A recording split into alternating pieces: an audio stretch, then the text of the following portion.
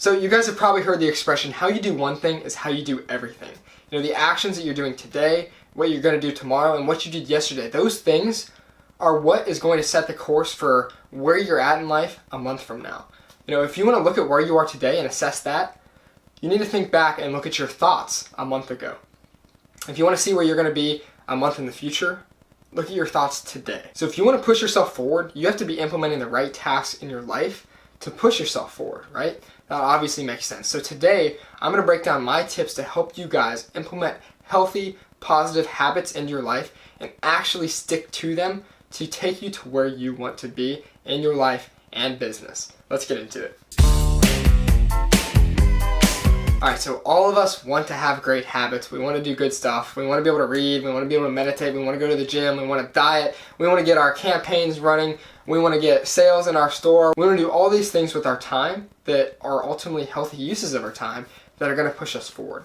But, you know, we all have some bad habits as well, like watching Netflix, taking time off, watching YouTube, you know, like breaks during the day that you could be spending and should be spending working, social media, right? There's all these toxic habits as well. But we're not going to talk much about those toxic habits here today.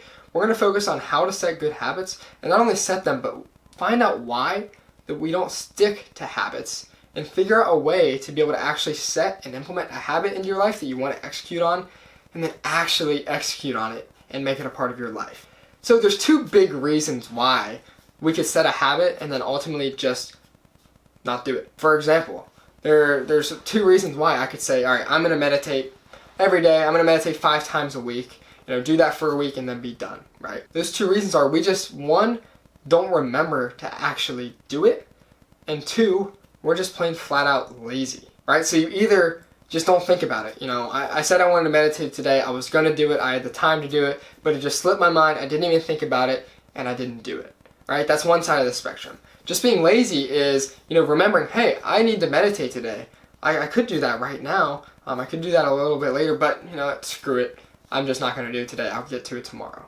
Right? And those are the two perspectives. Those are the two reasons why we don't deliver on our habit. And let's be honest, we've all done both of those things that have stopped us from executing on our habits. Because in reality, you know, the habits that we set are things that aren't really the best, most enjoyable things to do. But, you know, typically they're the things that are going to push us to where we want to be in life. And that's a super interesting thing that I like to think about and talk about a lot. You know, the positive things in life and the positive habits we want to build, like maybe getting up early, getting to bed on time to get enough sleep, eating healthy, getting to the gym, all these different things that are really good for us and healthy habits and work habits as well, are often the things that are really hard to execute on, right? Even though they bring us the benefits that we want in life. And that's super interesting. So let's think about it. If there was one thing that we could implement in our lives that would allow us to actually deliver and execute our habits, what would that one thing be? You know, I think it would probably be that we would just automatically execute on our habits and do those types of things that we want to do every day without even thinking about it.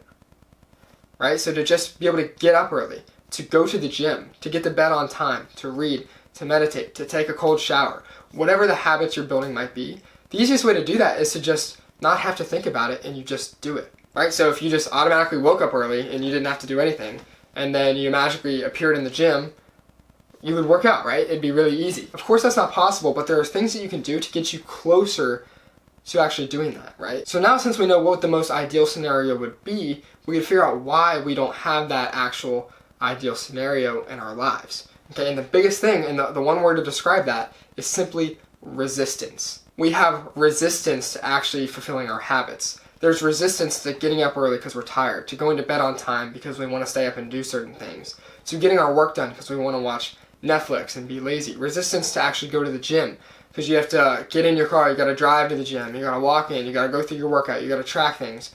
Resistance to eating healthy because you got to go to the store, you got to prep your meals, you got to plan what you're going to eat, right? There's simply resistance. And what I find super interesting is, you know, the unhealthy habits and the toxic habits that we have in our lives, the things that we know that we shouldn't do, are simply the things that have the smallest resistance. You know, it's super easy to just, you know, sit back, turn on the TV, watch a couple YouTube videos. Super easy to just grab candy, you know, go off your diet plan, whatever your diet plan may be. It's super easy to just not execute on things. Get on social media, right? You know, it's super easy. So that's the difference there. You have your good things, your good habits, you have your bad habits. Your good habits come with a lot of resistance, your bad habits come with like no resistance. So obviously our brain is always trying to go to the path of least resistance. So it's easy to go to the bad habits. So going back to that ideal scenario for actually delivering on those habits, to actually removing the resistance, is all really in your brain and in your environment, right? So if I could remove the resistance in my head to favor the good habits, then it's obviously going to be a lot easier to execute on that, right? So how do we do that? There's a lot of habits that I have, like going to bed on time is something that I personally don't think about. I look at the clock, I see it's time for bed, I simply get in bed and go to sleep. I just do it because that's something that I know I need to do. When I go to the gym, I know that it's a workout day and I simply need to go do it, so I just do it. Right? I figured out ways to remove some of that resistance to actually doing things that aren't necessarily super fun, super relaxing, and easy, right? So one of those big things is setting a reminder. So this right here will completely eliminate the reason to not execute on your habits for just forgetting. So using a tool like Google Calendar, setting alarms, things like that with pop-up reminders that say, hey, it's time to go to the gym, or hey, it's time to get to sleep. And obviously alarm to get up in the morning saying, hey, it's time to get up. So that right there can allow you to completely eliminate not remembering to fulfill a habit. There's a lot of things I also do. I use a whiteboard to track all my habits. I write my goals. I use an app on my phone as well, and I have all my daily habits like reading, meditating, and whatever else I may be doing. And I simply, after I read, or after I meditate, I just pull up that app and I can check it for that day, and it just tracks all my habits for the days. And that's also a super big help. So next here is you need to create an environment. You need to structure the space around you to make it really easy to fulfill these habits. So say you want to pick up the habit of playing guitar for 30 minutes a day. So first off, if you don't have a guitar in your house, it's a lot of resistance there. So like if you need to drive to a music store or something like that, there's tons and tons of resistance to actually deliver on that habit, right? So we can remove some of that resistance by structuring our environment to make it easier. So you could buy a guitar and have a guitar in your house. That makes it easier, right? That way you don't have to get in your car and drive somewhere. But you could have your guitar somewhere, like say in a closet, or you could have your guitar in a room that you never access throughout the day, things like that, right? But say you have a room like your kitchen or your living room or your office or your bedroom, wherever you spend a lot of time, you could put your guitar in somewhere like that. So every single day, multiple times a day, you walk by your guitar. So, when you sit down and you want to pick up your guitar and start playing, it's right there. You just grab it, you start playing. It's super easy, and you remove that resistance of having to walk, having to find it, having to carry it, and all of that kind of stuff. The same goes for diet.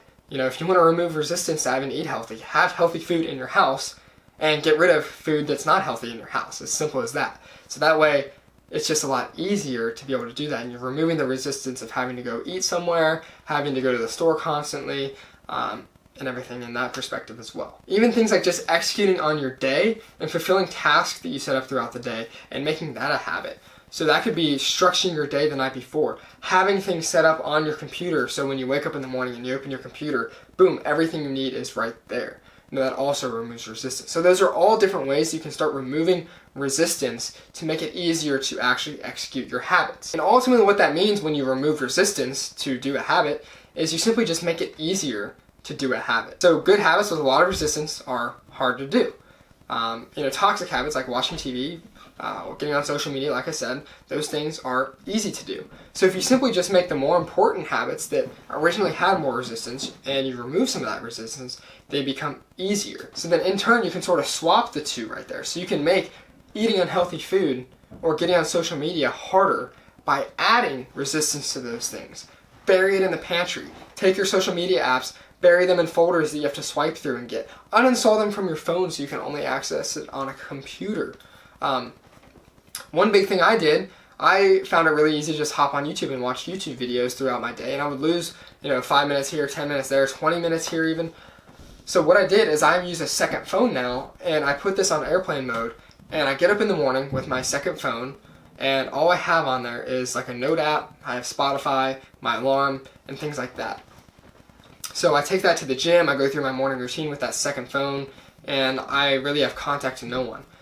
There's times every single morning I pull it out, get ready to get on social media, and there's just no app there, right? There's way, way, way more resistance. In order to do that, I would have to come back in my room, grab my other phone, take it off airplane mode, wait for things to load, hop on social media, right? So I intentionally implement more resistance to do the things I don't want to do and remove the resistance from the things that are better for me that I ultimately do want to do. So that right there is how to actually execute your habits effectively in a nutshell. Remove resistance from high resistance, high reward items, and add resistance to low resistance, low reward items. Make it easier to do the things you want, make it harder to do the things that aren't really good for you. So of course there's a lot of ways that you can even expand upon this. There's of course a lot more things like accountability partners and using a calendar like I mentioned, which are two of the most important ways that you can actually do this. So using a tool called Google Calendar, which hopefully you use as well, is what's allowed me to really execute on my daily habits and get through things.